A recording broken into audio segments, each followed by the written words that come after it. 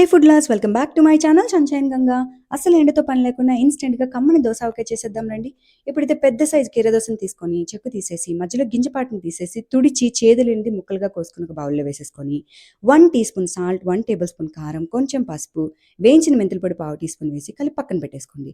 తాలింపు కోసం అయితే స్టవ్ మీద కడాయి పెట్టేసుకొని 2 గరిటెల నూనె పోసి ఆవాలు, జీలకర్ర, శనగపప్పు, మినపప్పు, ఇంగువ, కరివేపాకు వేసి చిటపటలాడాక పక్కన పెట్టేసుకోండి.